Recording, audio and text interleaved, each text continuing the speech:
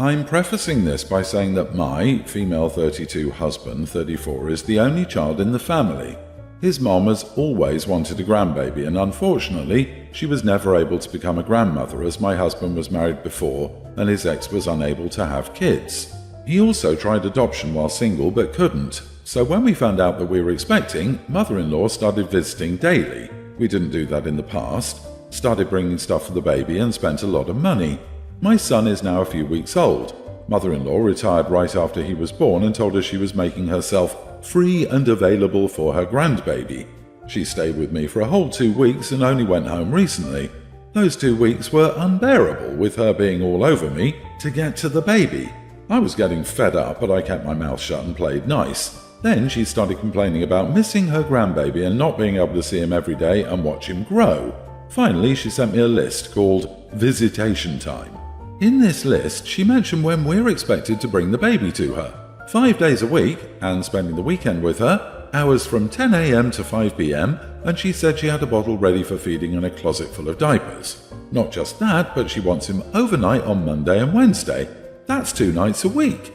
Now, as a new mom, I couldn't imagine having my newborn son away from me for that long, especially overnight. So I called her to give her my response, which was a no, but she ranted about how I needed to loosen up and stop being unreasonable and emotionally too attached. This made me angry, not gonna lie, so I took her list and used scissors to shred it into pieces. Then I took a picture of the paper shred and sent it to her, hoping she'd get the message and get how serious I am about my no. Apparently she cried to my husband and the whole family because they claimed I was trying to keep her only grandbaby away from her after she waited so long to have him, and my husband went on me after coming home from work to call my move childish and pathetic. I still keep getting backlash over this, and now I'm starting to think maybe I'm in the wrong for how I behaved the entire interaction with her, but I was trying to enforce my boundaries after she brushed them off. Am I the idiot? Not the idiot. Your mother-in-law is crazy. This lady isn't just asking to take a newborn away from its mother, she's asking to replace its mother. That's crazy enough. But then when Mom reasonably and very predictably says no, this mother-in-law keeps pushing for it. It's your baby. She isn't entitled to any control over your baby. You could tell her she isn't allowed to see him at all and she wouldn't be able to do anything about it. Plus, she called OP unreasonable and too emotionally attached to her brand new baby, while demanding to see that baby almost more often than its parents. That woman is mental. If she's desperate enough, she might try and sue for grandparents' rights. Probably and hopefully won't work considering how young the baby is and testimony from both parents about how she is, but it's something she could try. Let this be a warning to you not to give in to her custody schedule. She will use it later as proof of her grandparents' rights. But you have to play this right. Sending the photo made you look bad and left proof of how mean you are for mother-in-law to show your husband. Instead, ignore her communication with you as much as possible. Make plans for your son, use Do Not Disturb to avoid being distracted by her communication, and don't take your child to mother-in-laws unless your husband is present. You aren't responsible for nurturing a relationship between mother-in-law and your child. Mother-in-law can visit you and your family when it's convenient for you. You don't owe it to her to take your child there. I can see where your husband might have thought you were childish with the photo you sent his mum. Your mother-in-law was way out of line, but instead of stooping to her crazy, take the high road and ignore it. No point giving mother-in-law any ammunition. Not worth the stress. Stop it. The baby rabies is strong with mother-in-law. Grandma is bonkers, and OP's husband needs to stop being such a mama's boy and defend his still recovering from childbirth wife. OP is not the idiot. My dad has passed away and I've gotten all of his inheritance. My dad raised us in a strict military-style household. He was a horrible father who took things to the extreme in our childhood, and all of his children stopped talking to him. He treated us like we were his property and belittled us all the time, almost as if he hated our existence. He actually disowned me when I was 15 because I got pregnant out of marriage with a man who was black and kicked me out to fend for myself, so I had to figure out how to provide for myself and my child. My dad ended up contacting me a month after my mom passed away, crying and apologizing for how he treated my siblings and me, and asked if we could meet up. So I decided to meet up with my dad because even though he wasn't the greatest father, it didn't change my love for him. When we met up, my dad seemed very genuine, so I continued seeing him, increasing to seeing him 3 times a week. My dad also tried contacting my siblings, but none of them gave him the time of day. I spoke to them about the issue, and they told me to allow him to die a lonely death. Later on, my dad got super sick, and I ended up moving in with him with my 2 children to help take care of him. I learned things about my dad that I never knew, and I started to love being around him and seeing him as a different person. I chose to forgive him. It was hard looking after my dad and 2 children as a single mother, but I pushed myself through it until his death. But during the hard times, I asked my siblings for help, and they both mocked me for even helping my dad, told me I should throw him in an old age home, and even asked me to take pictures of him so they could see him weak. My siblings and my relationship used to be super close, but they've become distant ever since I started talking to my dad. Now that my dad has passed, I've inherited everything from him and learned that my father owned a lot more properties and had a lot more money than I could ever have imagined. My siblings feel like they're entitled to some of the inheritance and have told me if I don't give them any, they'll stop talking to me and that I'm becoming like my dad. Since they had to go through having my dad as a father, they feel they deserve some payout. I disagree with them. The reason I got the inheritance is that I gave my dad another chance. I helped him when he was at his weakest, and I went through a lot of juggling, raising my children and caring for my dad without any of their help. Even when I begged them to help me, they just made fun of me for helping my dad and choosing to forgive him. Now, forgiveness is a choice, and I respect their choice not to forgive, but they didn't respect mine to forgive him and added more difficulty to my life. They act like it was either them or my dad, and now are acting like I'm being selfish for not sharing the inheritance my dad left for me. Am I the idiot for not giving some of my inheritance to my brother and sister? You are the idiot. Be prepared to lose your siblings over it. You made your choices, and to be honest, your dad was crappy right up until he died by leaving your siblings out of his will purely for spite. He knew he was a lousy father and chose pettiness in the end. You've chosen your inheritance over your siblings. You may feel justified, but you aren't in the right, and neither was your dad. Your bed is made, and it's time to lay in it. Not the idiot. The father had every right to leave his property to his one child with whom he had a relationship. It isn't pettiness on the deceased father's part to reward the child who loved and cared for him when he was ill. Dad wasn't crappy to the end. He sought out the OP to make amends. As she said, he cried and apologized for the way he mistreated her. OP and her father built up a relationship. Her siblings had that choice but refused to do so. They also mocked OP, a single mother with 2 children, for having a relationship and caring for her father in his home. And now that her father left her with an inheritance, they demand money and threaten emotional blackmail to make her comply. They are idiots. I don't know if you're an idiot or not. The situation's too complicated for such a simplistic judgment, but I do know you may be furthering the harm done to your siblings. I know that you will be changing how your siblings see you for the rest of your life. They chose differently than you. They had that right. Everyone must deal with their damage in the ways that they can. It's absurd to suggest that abused people continue to have a relationship with their abuser. That's not why they deserve nothing. They deserve nothing because nobody is entitled to someone's inheritance. Her father could have donated it all to a charity or a stranger, and none of them would still be entitled. So good terms or bad terms, it doesn't matter. I don't understand why they deserve anything. Inheritance is essentially a gift that a dead person is giving. Update: am I the idiot for not giving my inheritance to any of my siblings? I just want to clarify that I never asked my siblings to come over to my dad's house and care for him. The help I was asking for was to help with their niece and nephew. During the time my dad was sick, there were rules in place where my dad was only allowed one other person at the appointment, and his doctor's appointments were half an hour's drive away. Unfortunately, the babysitter for my children moved, so I was having difficulty finding a babysitter whom I trusted. I also want to clarify that I'm in no way upset at them for not choosing to forgive my dad.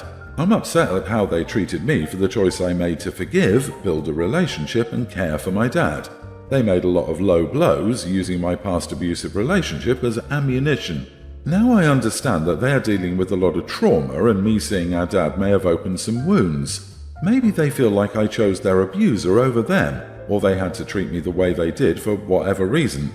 I don't want my children to be deprived of an aunt and uncle because of money, so I do think the best option is to give them some of the inheritance. I've not figured out the amount I'll give them or how I'll divide things. Your siblings sound like terrible people, not because they wouldn't see or forgive their father, but because they wouldn't help you with their niece and nephew, who are innocent children. Consider it a blessing to get a second chance with your dad, and to have your siblings removed from your life. Keep the inheritance for you and your children. You can use it towards babysitters, daycare, preschool and college, for them and yourself. Think of only yourself and your kids right now. Cheeky idiots. Tell them they told him to die a lonely man. They chose to cut him off and accept the consequences. Don't expect to have a relationship with them no matter what you do. They were raised to mistreat people. They're probably going to keep doing that.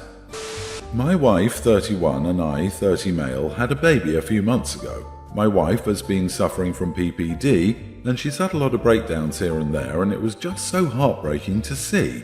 So I decided to give her a day to herself and take care of the baby. So I took a small leave from work, gave her my card, and told her to do what she needed to do for herself.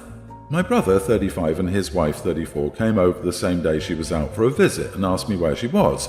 I told them she was doing her own thing, and they asked why I was babysitting the baby. I told them that it wasn't babysitting when it's my own child, and I was giving my wife some time to herself. My sister-in-law scoffed at me and told me she should be home like a good mom, and my brother laughed and agreed, saying that taking care of a baby is easy. I got angry at him and told him, of course it'd be easy for you because you live with mom, so you could just dump the baby on her. He and his wife got angry and started yelling at me, so I kicked them out and told them never to come back unless they apologized. I told my wife about it, and she was sad that I fought with my brother because of her, but I reassured her that I didn't care because she was important. Then I got a call from my mom saying she agreed with me, but told me I was a bit harsh for what I said to him, and I can't help but feel like an idiot for that. Am I the idiot? Not the idiot. You didn't fight with your brother because of your wife. You fought with your brother because he's a moron. Everything that came out of those people's mouths was appalling. People like that deserve the harsh truth. Otherwise, they remain obliviously ignorant. I'm a dad, and it makes my blood boil and see all the shades of red when another dad refers to being a dad as babysitting. GTFO, you're just a sperm donor at that point. Same, brother. I have 4 kids myself. I don't babysit them. I take care of them, as is my responsibility as a parent. Years and years of poopy diapers, feeding time, band-aids and lullabies and whatnot. So any man not up for that is better off snipping the tubes. It's a quick procedure, I'm told. You're an awesome dad and husband. Your brother and sister-in-law should be taking notes from you instead of offering their unsolicited advice. Part of being a good mom is being in the right headspace. You were allowing your wife to do just that. Your brother and sister-in-law need to butt out and let you parent your child. Then they can return to mom's house and keep doing what they do. My female teen parents, male 34 and female 34, had me at a pretty young age. They aren't together anymore. I stay with my mom most of the time. He has a new wife, my stepmom, a stepson, tween, and 2 new daughters pre-K. Yesterday was the first time I could see him in a while. It's almost been a month because of our schedules. Background, whenever I'm at his house, he rarely talks to me and mostly does stuff with his other kids. So I usually text my mom most of the time, trying not to cry. He and his family were going to my ballet recital. It was Cinderella and I had the part of Cinderella, and I wanted at least my dad to see me perform. In a section of the performance I wasn't in, I checked through the curtains, and all of a sudden, 5 seats where they were sitting were empty. Not even my dad stayed. I was trying to be optimistic and think maybe an emergency had happened, but after my recital was over, I checked my phone and got no messages from my dad or stepmom. I was supposed to stay at their house for a few days, so I went over there to figure out what was happening. He was playing Barbies with his younger daughters. I asked what happened. Why didn't you stay? He was like, oh, the kids got bored, so we decided to leave. I said, well, I wish just stepmom's name took the kids and left. I wanted you to see it. You didn't even have to take the kids in the first place. I just wanted you there. He wasn't even listening to me, too busy playing with his other daughters. I raised my voice. Dad, listen.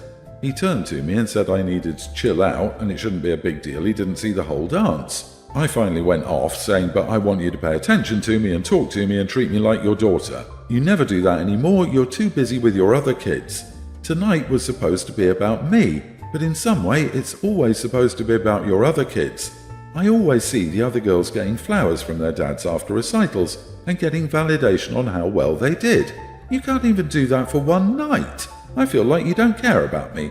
He said, I care about you. You don't need me anymore. I laughed sarcastically and said, of course I still need you. Maybe not for care, but emotionally I still need you. If you can't realize that, you're not a good dad. Then my stepmom puts her 2 cents in, saying I'm just upset and I need to grow up and realize it's not a big deal. I just left after that. After getting to my mom's house, I got a text from my stepmom calling me a brat for yelling at my dad and then just leaving and saying I need to apologize. I just ignored the text. So, am I the idiot? Not the idiot. Making sure your older kids still feel like a priority, even when your younger ones require more of your time, is taught in Parenting 101. If he can't do that, then he's a bad dad. As a dad, I'm sorry. He's made his choice and you can also make yours. Please tell your mom about this and how you feel. I also suggest you stop relying on him emotionally. He made a new family for a reason. Do not trust him. This may not be your final straw with your dad, but it will come close. He will learn his lesson when you cut him off completely. Leaving the performance was disgusting. He should be there at the end to congratulate you on it. My wife has a similar dad, and she just stopped bothering with him at about your age. I couldn't imagine doing that to my daughter. Just know it's him, not you. You carry on being great. For the stepmom, the only response is, I take it that you will be fine if my dad treats your daughters the way he treats me when they're my age, and let her sit with that. As for your dad, I'm so sorry for what's happening, but you do not owe him an apology, and you were not being a brat.